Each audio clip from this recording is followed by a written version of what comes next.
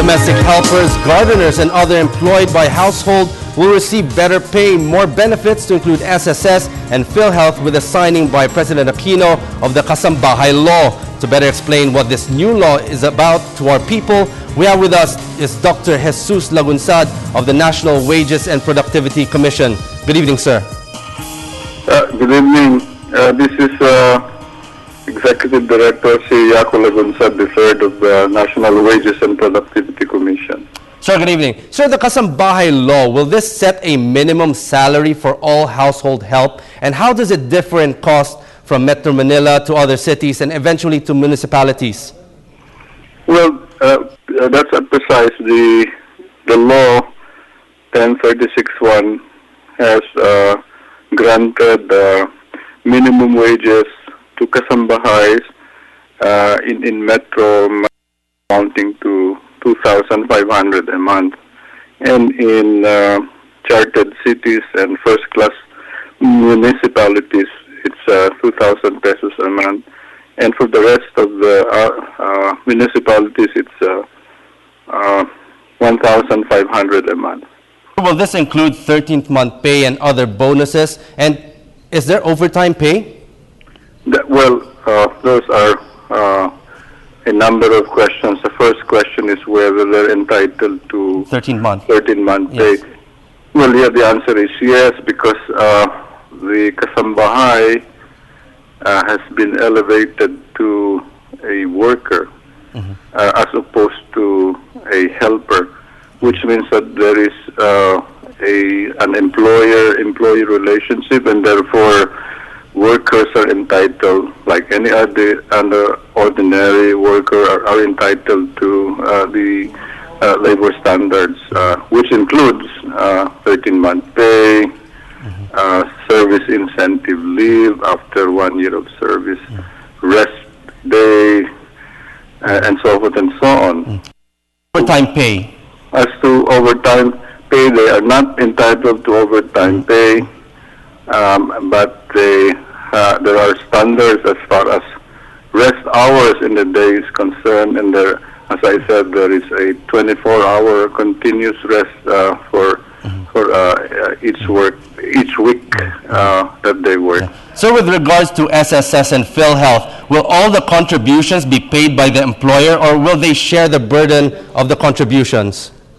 Well, if the wage is below 5,000, then the premiums for SSS, PhilHealth, and Pag-ibig would have to be totally shouldered by the employer. But as soon as the salary reaches 5,000 and over, then there is a sharing. So typically,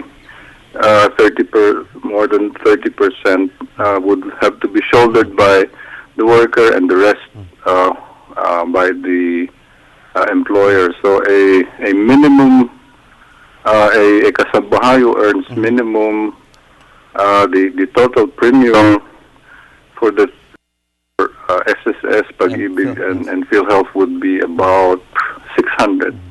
So the total cost to the employer would be 2,500 minimum wage plus about 600 for premiums.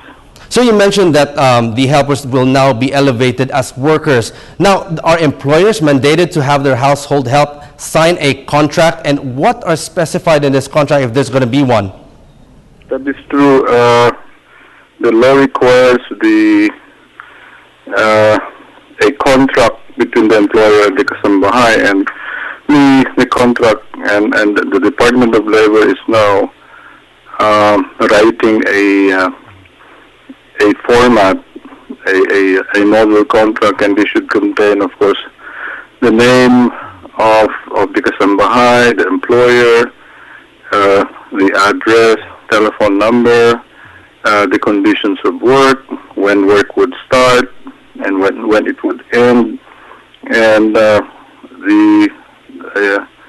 kind of work that they'll have to do, whether they will be yaya, cusinera, hardinera, lavandera, and the idea is that everything is reduced to writing, so that the terms and conditions of work are clear and that they can actually negotiate for better terms and conditions of work. So when is this going to be implemented? The law was signed in January 18 and was published in the official Gazette, and it becomes effective this February. However, the Department of Labor and other agencies like DILG and DSWD would have to issue the implementing rules, and before we're able to do that, then we'll have to draft one and go around the country consulting.